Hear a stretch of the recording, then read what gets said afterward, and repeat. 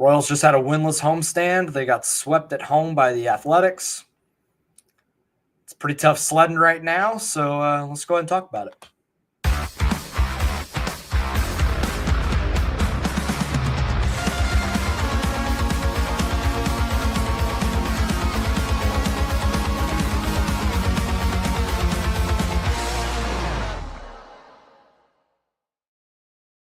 Back out of here on Kansas City Sports Network. I'm Joel Penfield. Thank y'all so much for tuning in. We are live on YouTube here on Sunday night.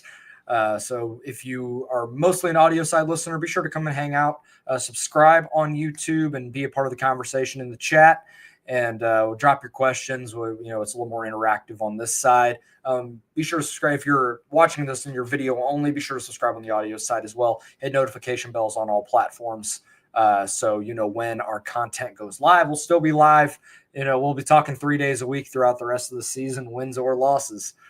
This show, as always, brought to you by Emprise Bank, member FDIC, our partners in Possible here at Kansas City Sports Network, and all across Kansas. This whole network and everything we got here on this show. We can't thank them enough for that support. This is obviously tough sledding. I wish we had a better series to talk about, like we talked about on Thursday night. Like, we're going to learn a lot about this team. Chris, is this rock bottom? Man, as Bob Boone would say, never say it can't get worse. So I guess we'll see. Joel, we cooked, man. Yeah, I'm not going there. But what we saw this weekend was pretty damn unacceptable. The Oakland A's came into this – the Athletics – came into this series 26-44. They'd won 6 games since May 10th. They had a stretch where they were 2-20, I think, somewhere in there, 2-18, 2-20, something like that. And lack of a better term, it was Buddy Bell, not Bob Boone. I apologize. Yeah. You kind of got dog walked by a pretty bad team this weekend. Friday and Saturday were terrible. You got shut out on Saturday by a pitcher that had a 6 ERA coming in. Decent stuff, but a 6 ERA and a guy that's a rookie. And you lose today 3-2. Estevez gives up a home run to Nick Kurtz in the 9th inning. That's it. The game on Friday was a lot closer, or, not as close as the score indicated. It was kind of a fugazi comeback. They got a couple off Mason Miller in the 9th, but it was 6-1 going into the 9th inning. I wish I had some analysis. I tweeted it on Friday when the game kind of got out of hand in the middle there. Walker gave up a couple, Cruz gave up a couple, and it was, made it 6-0. And I was like, they're 6-1. And I'm like, man, I wish I had some sort of cogent analysis or some, high-level baseball conversation to have to try and make sense of all this, right? I kind of sat back and I was like, I got nothing.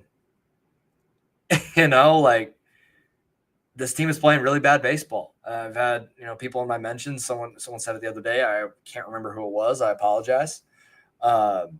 This team had that stretch where they won 16 of 18 and, were kind of riding high. Outside of that, they're like 18-36. I mean, they're really buoyed by a really hot stretch, and, they played good baseball at that point, but they haven't.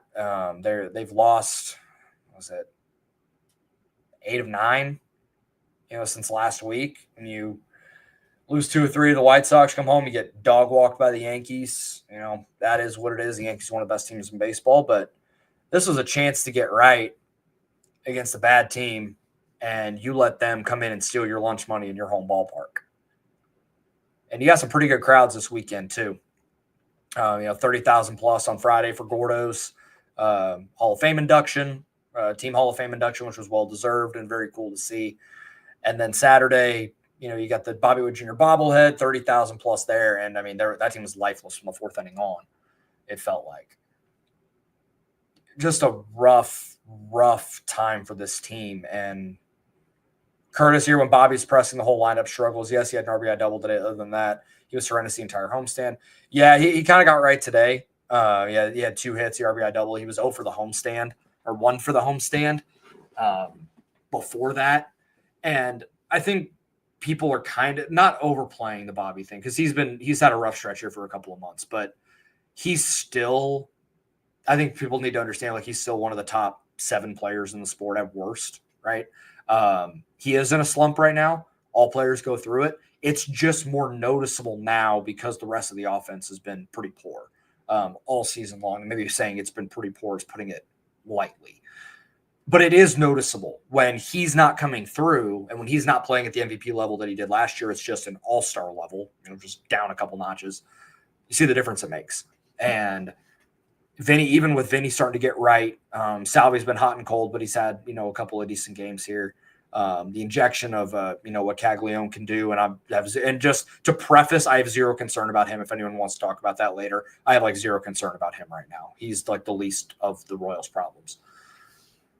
Mikel's been good, but they just can't string it together. It's a 180 from the runners and scoring position stuff, as we talked about before. The pitching staff has still been fine. Lorenzo Waka was okay on Friday, but not good enough to keep you in it if your offense is only going to get a couple runs. Lorenzen was okay on Saturday. The walk and then the home run to Muncy kind of set things off. So early inning walks were kind of the thing that plagued him, but he still got you into the 6th inning and you still had a chance to win. But the offense couldn't do anything against a rookie with a 6 ERA. And then on Sunday, Noah Cameron turned in another good start. Turned it over to the bullpen after 5, which I don't have a problem with. I don't. He's a rookie. They're still being cautious with him 3rd time through the order, and you need John Schreiber to be better. I understand the pitch count stuff. Like I get it, but they've been pretty steady in that 80 to 90 pitch range for Cameron outside of the game against the Yankees where they needed a little length out of him because the bullpen was shot. It wasn't in a lot of these cases. Nate Thomas, it's okay to lose a competitive series against the Yankees. It's another thing to be that bad and be swept by the A's. Yeah. I mean, they didn't look like they were in the same, they were 2 weight classes below the Yankees. The Yankees are good. Like, let's not get it twisted. But if you're, the Royals still have playoff aspirations, that's an unacceptable series, especially at home too. It's not even close the first 2 games. And then when it's kind of close late, in the 3rd game, you still don't have a chance to win. And then just uncompetitive for 18 of the 27 innings in this series against the A's. I mean, it's highly uncompetitive. One injury that was of note in this series most recently on Friday, Jonathan India had a shoulder separation, a subluxation. I think that's just, saying the shoulder separated and popped out. They were able to get it popped back in. He didn't really play in the next 2 games. And he was available off the bench, which is still good. I guess this is something he's dealt with before. I was at the game on Saturday and Q talked about it pre-game. So we'll go to that sound and that video right now talking about India's shoulder. He's dealt with this for a handful of years now, so he knows what it feels like. He knows what to expect the next day. So he's going to be available off the bench. We just figured it was a better idea to not make him ramp up and go through the volume of starting. Yeah, so he was able to pinch hit later in this game, in the game today, flying out. But I imagine another day of rest. Because he got an off day on Monday, and then the series in Texas. I'd imagine we see Jonathan India back in the lineup, leading off, and back to normal. Considering that your shoulder separates, and you're like, I'm fine. I can play the next day. Like, that is what it is. I'm trying to think of anything else before we, kind of get into the meat and potatoes of this thing with the stuff that came post game on Saturday. Curtis, the Yankees, as expected, took it to us, then promptly got swept by the Red Sox, who promptly traded Devers to the Giants. The Devers trade was nuts. That's just if we want to just step away from the Royals for a second, which I'm fine with. Coming off for the Red Sox, like, the timing was so odd because you swept the Yankees.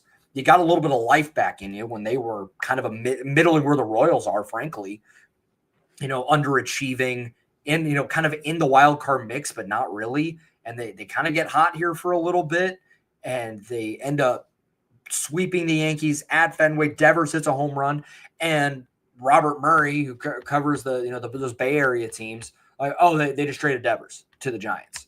I didn't believe it when I saw it. I was like, it kind of not as bombshell, but felt like the Luka trade in the NBA where I'm like, Sean's got hacked. Like, there's no shot this is real. And then once Passon tweeted that, hey, Devers is gone, like, whoa. Like that trade still doesn't make a ton of sense to me. I know that there was a lot of maybe some bridges burned between front office and manager to the player or vice versa. But man, that's crazy to be in the contending and getting in the hunt, and he's your kind of offensive cornerstone, and you trade him. Like, that's crazy. I guess we could, if you want to say it could always be worse, like the Royals could, we at least we haven't traded our franchise cornerstone for peanuts. At least there's that, right? Just matter of perspective there if you want to have a little bit of levity to what we've seen over the last week plus. And the other crazy thing about it, and Buster Olney reported it, that they didn't even shop Devers. Devers was just like, he had a conversation with another team's executive, Buster Posey of the Giants, and made the trade. They didn't even shop him, which to me is unimpeachably bad. That may be the wrong word, but like, that is just inexplicable that may be the better word, to not only just trade your franchise, a young franchise player you got locked up for another 10 plus years, 8 years, I think, to just trade him to another team without having another conversation is like what Nico Harrison did to the Lakers is just batshit insane. But that's maybe a conversation for another day. We do need to hit a break here, and we'll come back. We'll talk about the players only meeting. We got some sound from the clubhouse after the game I was able to get. So you'll hear some stuff from Bobby and Vinny. We'll talk about that, next steps, and whatever else you guys also have. Any other questions in the chat going forward or on any other topics, we'll hit that right for this. Looking for tickets for your next event? Tickets for Less is your #1 source. Save big on every purchase when you use promo code KCSN at ticketsforless.com. Success in real estate takes more than vision. It takes the right financial partner. When someone takes something rundown and turns it into something great, that's called a comeback story, like Brain Group. They take distressed properties here in KC, completely rework them, and then turn them into valuable real estate. But that kind of work needs the right bank behind it. Enter Emprise Bank. They're not about cookie-cutter loans. They saw Brain Group's vision, backed them, and now they're making big moves in Kansas City real estate. Talk about your partner in possible. Emprise doesn't do one-size-fits-all financing. They invest in potential and back growth. Visit emprisebank.com/KC to learn more. Emprise Bank, member FDIC, equal housing lender. Folks, it's playoff time, and if you're still just watching the games, then you're missing out. With Pick 6 from DraftKings, you can turn your hoops knowledge into real cash. Just make your picks, track your score, and if you hit all 6, you're looking at bigger payouts than Prize Picks flex plays. Nobody's dropping better payouts than Pick 6. Hit 6 picks, and that's 25 times your cash. And if you beat your competition, you could be looking at a 500 times bag in your pocket. And right now, new customers can get $50 in bonus picks with just a $5 entry. Here's what you got to do. The playoffs are on, so why not take a shot at making a little money while you're watching? Download the DraftKings Pick 6 app right now and use code KCSN. That's code KCSN to play $5 and get $50 in bonus picks. Better payouts, bigger wins, only on Pick 6 from DraftKings. The crown is yours. Gambling problem? Call 1-800-GAMBLER. Help is available for problem gambling. Call 888-789-7777 or visit ccpg.org in Connecticut. Must be 18 plus. Age and eligibility restrictions vary by jurisdictions. Pick 6 not available everywhere, including New York and Ontario. Void where prohibited. 1 per new customer. Bonus awarded as non-withdrawable Pick 6 bonus picks that expire in 14 days. Limited time offer. Terms at pick6.draftkings.com/promos. Appreciate everybody hanging out in the chat here and watching live here on YouTube on this Sunday night. I just looked, and there are only 3 likes on this video. We got about 20 to 25 viewers in here, so if you've not hit that like button, please do, and hit subscribe if you haven't as well. That helps grow this channel, helps more people see, and help keep this thing rolling. So it was made known after the game on Saturday. For those that want to know, I was, like I said, I was there and I was watching from the press box and go down. We do the post-game interview with Q in the press room, and then we get to go into the clubhouse, talk to starting pitcher, and then usually Bobby, Salvi, Vinny, another kind of clubhouse leader guy. Anybody else that had a big game, we'll go talk to him. We went to go to the interview room or to the clubhouse, and we're told, hey, hold on, they're talking through some stuff. We'll get it you in soon. 15-20 minutes later, we go in, found out it was a players only closed door meeting, players only meeting. They all hashed some things out. I was able to get some sound from talking to Vinny and Bobby. We talked to Lorenzen as well, but of course, when I went to go and hit record to hear what Lorenzen had to say, I didn't actually hit record, and I just was holding my phone out like a moron for 5 minutes. So brilliant on my part, and shows how little I actually matter, or how little I actually know about being a journalist. But we'll go ahead and hear that sound from Vinny and from Bobby now about the players only meeting and how that got started. And so we have to talk about it. To look at yourself in the mirror, you got to talk as a team. We're a family in here, and so families talk, and so that's what we did, and we got to just figure some things out. Why was now the time? Because it keeps going on over and over again, where it's like, oh, it's going to come, but no, it hasn't came, and so we have to figure something out. We have to change something, and so the time was now. Did any one player spearhead this meeting or anything of that nature? Yeah, it was kind of everyone. Everyone spoke their voice, and yeah. I think it's a bit of a misconception that those are bad. Like, I think once people find out that we've had a players-only meeting, it's probably going to think, oh my God, we have meetings every day. So this one, you guys just couldn't come in the locker room until we were done. So it's one of those things. We needed to have get the full team in there, not just the hitters, not just the pitchers, get everybody in there. Let's get on the same page, because in our opinion, this team is too good to be where we're at right now. So, and every team goes through slumps, and we just got to be better. And we just kind of laid that out there. And you hope it's effective, and you hope tomorrow we come out a lot of energy, ready to rock, and have salvage a homestand.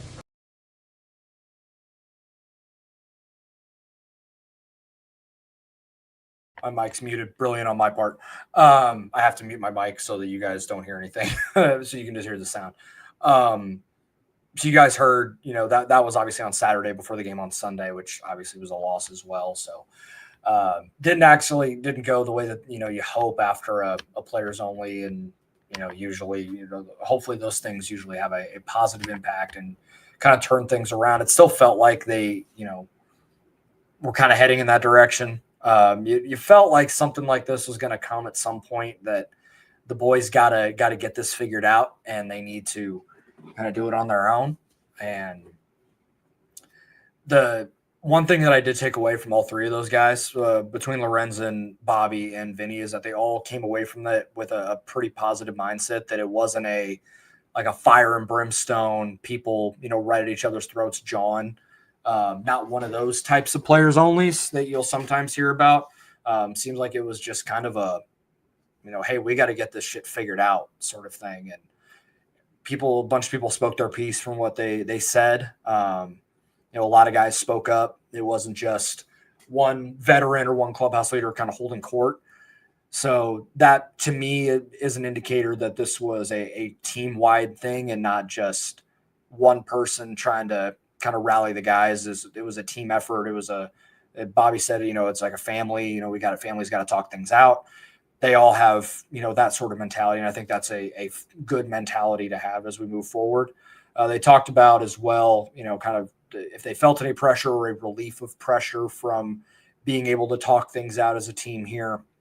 And this was Vinny and Bobby collectively asked, a similar question between Andy Rogers and Jalen Thompson. They kind of drove the conversation as we were in the media scrum there. So we'll go to that sound right now.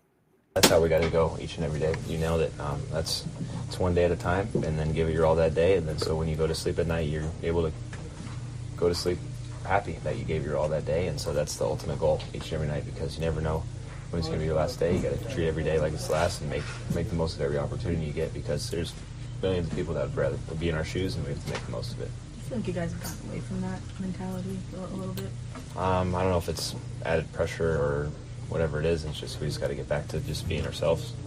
Whether it's being unselfish, just preparing the way we need to prepare, or whatever it is. And so it's tough too, because whenever the bats aren't going well, then the pitchers know that they got to go out there and perform, and they put pressure on themselves. So it's just a little bit of just that, and then we just got to go out there and just play the game, enjoy the game, and just do it. You look at what Michael Garcia is doing; he's just going out there enjoying it, playing the game. And so just got to do that and then have fun. I just think there's pressure all the time. There's never not pressure when you're playing this game. So you're always expected to go up and do something. I think that's how we all feel about each other. It's how we feel about ourselves. I think the pressure starts to relieve when you know that everybody in the clubhouse has your back, and that was clear after that meeting. That there's nothing but I'm trying to figure out a way to phrase this. There's nothing but guys who are supporting each other on this team. So I think that's the main piece, is that everybody's got each other's backs from the starting lineup to the starting rotation to the bullpen. They made that evidently clear, and that was kind of cool to hear, because I think from an offensive standpoint, you feel like you're letting the other half of the team down. So that's where the pressure kind of comes from. Is like we're letting the team down, and then you get to be here. That's like, guys, we've let the team down before too.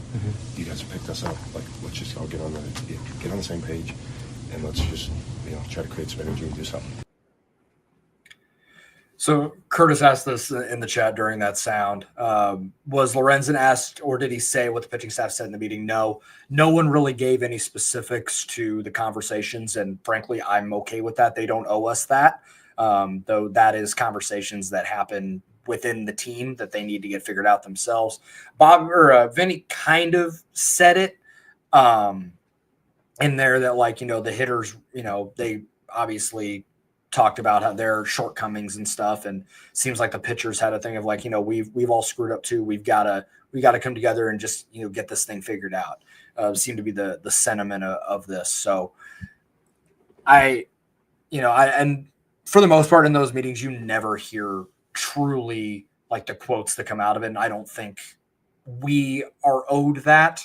And nor normally does the media, ask for those things. And Curtis, I know you weren't asking for specifics, but I was just providing more context to generally those sorts of conversations happened, and then that's the end of it. We just asked. It was more along the lines of, where did this come from? How did we felt the meeting went? Who kind of led it? It was those kind of general 50,000 feet sort of discussions when it came to, and questions when it came to the meeting itself. But I mean, if you want to know anything, we were standing outside the clubhouse, so we didn't hear any chairs thrown, we didn't hear yelling, none of that stuff. So it seems like it was a pretty civil thing, and a team that realizes they're underachieving, and they all have to be better. And it's not just one team or the other. It doesn't sound like there was blame or shouting or finger pointing, anything like that, which I think is a sign of a mature team that has, for the most part, most of this team has been together for 2 years now, a year and a half. So they all know what they need to do, and we'll see what they're able to come out of this. And it obviously did not work today to that lead to a win, but hopefully we just have this thing heading in the right direction. Taco, thank you for always hopping in the chat here. So let's say the Royals are able to turn things around, and other than guys start hitting all of a sudden, what could be tangible steps they could take to get there? I mean, I do think a lot of it just does come down to the offense. I trust the pitching staff. I trust the bullpen, even with Reagan's out. Maybe it is, finding another fifth starter so you can move Lorenzen to the bullpen, and maybe that stuff ticks up a little bit. They kind of have some options there, but not really. I mean, your best option right now is a 45-year-old Rich Hill. Who knows what the hell you're going to get from him? And we'll find out tomorrow, probably, what ends up happening with him, because they signed that minor league deal And often when guys that have kind of been there, done that in their big league career spend some time, in the minor leagues, they sign a minor league deal with kind of the intention of making it to the big league club after a month, 6 weeks, whatever it is. If they don't get that, then they, are usually granted release or they're traded to another team for another opportunity. That deadline and usually it's a deadline in the contract somewhere. The deadline for Rich Hill to either be added to the big league club or, either granted his release or traded is today. I have not heard anything. I have not seen anything on the transaction report. So with the off day tomorrow, it probably gives the Royals a little bit more time. Reagan's spot is coming up. So maybe they push, they push Bubic a day or they push somebody else a day to give some time, maybe Lugo, something like that. And Rich Hill can come in and spot start. I'm not sure if they'll do that, but that would be an avenue. But I do think a lot of this is and not to just solely place blame, but it's been the problem most of this year is guys need to start hitting. Bobby needs to get things turned around. He needs to play like the player that we know he is. Everybody is allowed to slump at some point. It happens to literally everyone. Bobby he basically went Super Saiyan for about a year and a half, right? From the end of 23 all through 24 and the beginning of April. And then this has been about 6 weeks now where he has not been the same player. And even then, he's still the best defender in the sport. He's still stealing bases. He's still doing his job. He's still doing, things. He's not coming through like he did last year. He's not hitting for a ton of power. He's not driving the ball in the gaps like he did a lot last year. There's just some things that he's just not doing as well hitting wise, but he's still providing a ton of value to this team. And he is, as much as Salvi wears the C, they kind of go as Bobby goes. And I think we see what that looks like right now. When Bobby's going and he's confident, this team, it makes a world of difference to this team. Elizabeth Hall asked, do they go after a trade? I think it's less likely now than it was a couple of weeks ago. Now, again, as we've talked about the last couple of times, despite the losses, despite how bad they played for now the last week to 10 days, there's only 3 games out of a wild card. So, and with the Red Sox basically bowing out in some degree with the Devers trade, it's not like that's an admission of defeat, but it is. It could act as that. I can't imagine what that did to that clubhouse. Losing Rafael Devers, losing one of your impact bats there. So I don't know. This could get turned around. I'm not saying that it's impossible. But it gets kind of bleaker by the day. And when you drop a series like this, I talked about it on Thursday. When you have a series like that, where you kind of get your shit kicked in by a really good team, it's all right, get off the mat. What are you made of? And then you turn around and you get beat pretty bad at home by the A's, a bad baseball team. We're really going to find out what they're made of after this off day, right? All right, you had the players only. You still lost on Sunday. You got a flight to Texas. You got one of the best pitching staffs in the league there and an offense that can't score. Pretty similar story to what we've seen for Kansas City. What are you made of? Are those conversations you had on that players only going to be enough, right? It only goes so far. Words only go so far. And one thing I did think was interesting, and this was the last sound I got, and sorry, Nick, I delayed it a little bit once the chat got moving. This quote from Vinny kind of stuck out, and I think it shows kind of the mental side of baseball, and it's something that I saw on social media as well that I think explains it a little better. But we'll go to this sound real quick, and you guys can hear a little inside of what these guys have been feeling. This is from Vinny. I think the boys need to start playing some ball. I think that's probably the trick is get back to playing some ball again and focus on today.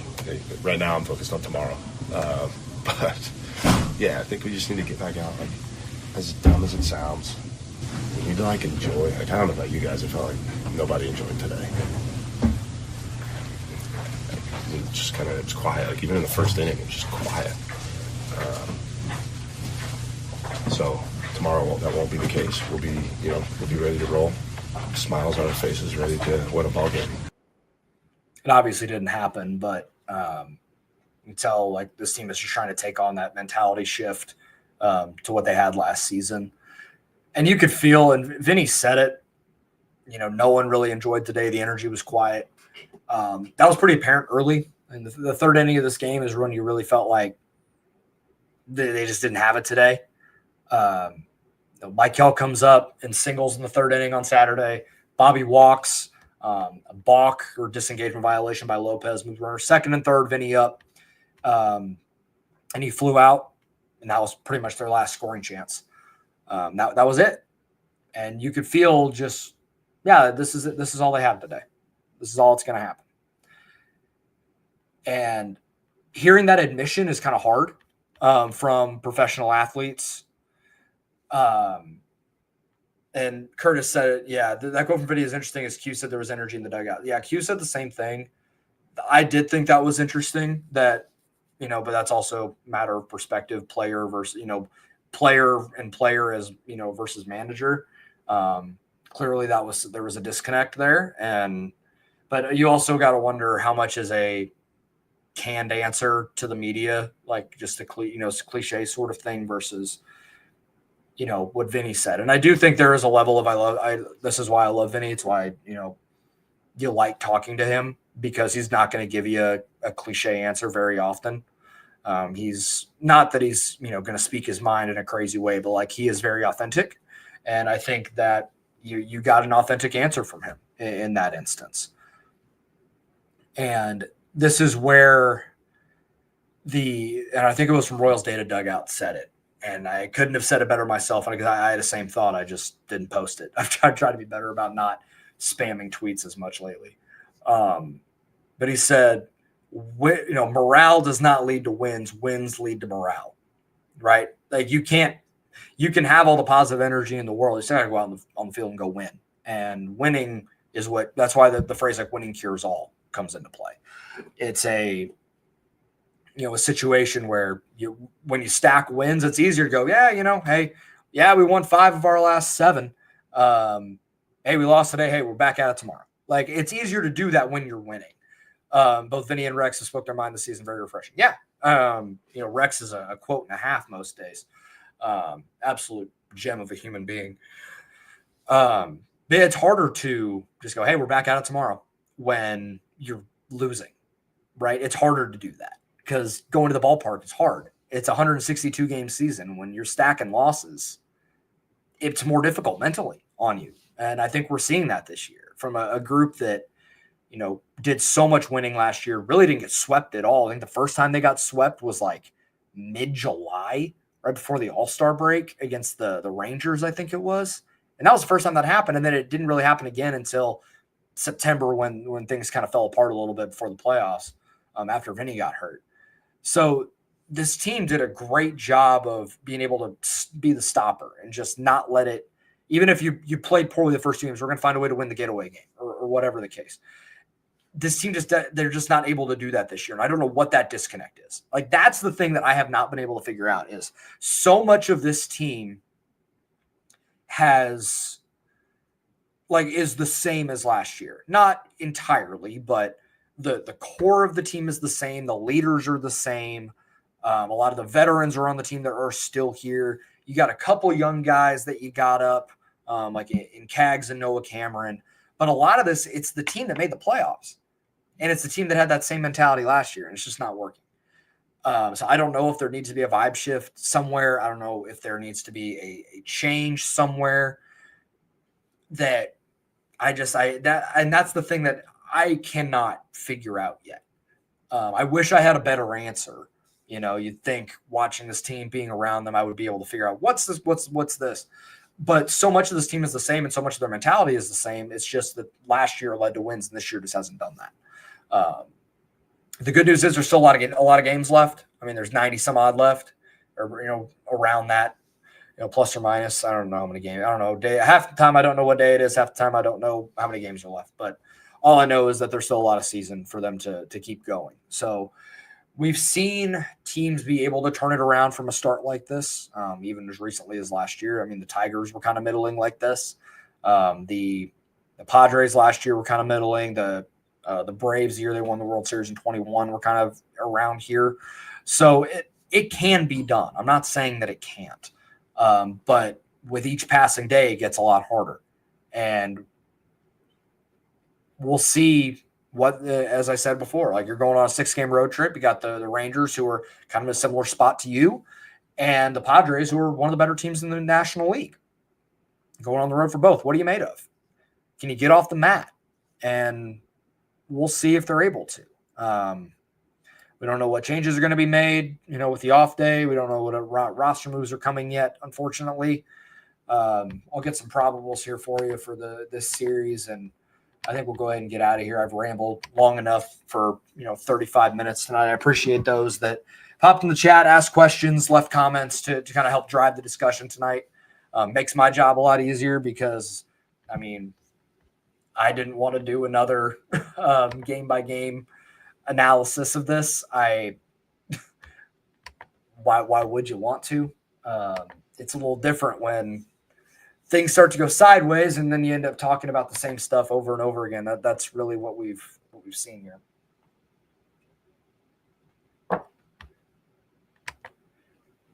I am the Divorce 01. That's certainly a name. I don't see them contending just because their schedule is brutal till August, and JJ's banking on the pitching too much. Could have had Ty France, not even trading for him.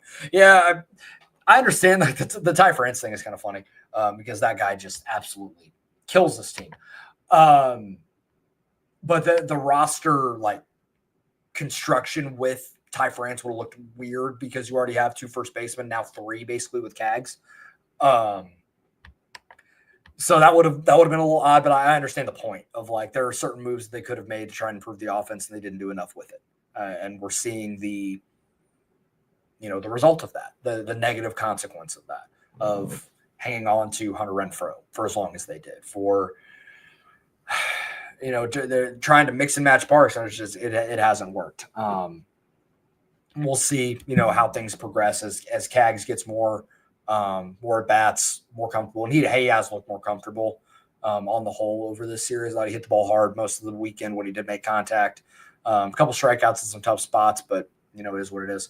Worked some really great at bats or plate appearances against Mason Miller. Worked a walk.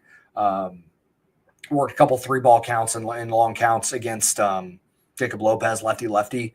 That's not easy to do. Got to hit off Jeffrey Springs. So his ability to battle against left-handed pitching was pretty impressive. Thank you to everybody for hanging out here. So we got Seth Lugo versus Jack Leiter on Tuesday. It's going to be a 7:05 first pitch. Another 7:05 first pitch. It'll be Chris Bubich, still to be determined for Texas.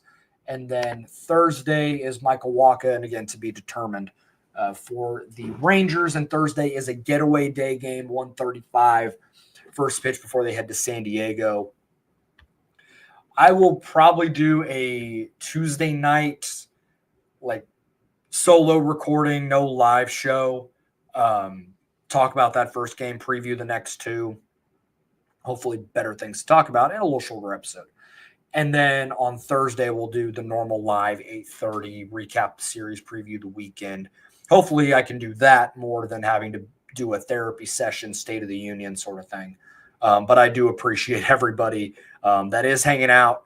I know it's a little more difficult to listen to when the team is losing. It's much easier to pay attention when they're winning and interact this way. But I know that you guys are passionate fans, and I appreciate you guys a lot. So thank you very much. Hit that like button on your way out. Hit that subscribe button if you haven't already. On the audio side, thank you very much for listening. Toast game to those that came in the chat after an 0-6 homestand to talk about this team that we all love, and hope that better days are ahead, because it's a lot more fun. It's a lot easier to do this when it's not loss after loss after loss. But we'll get there and we'll see what happens. I still have belief. I know the guys in that room do, despite all of this. So we'll see what they're made of when they hit the field there at Globe Life in Texas. So David with a great one. Toast game to Craig Stout's return. I know Craig will not hear this, so I can talk about how great Craig is.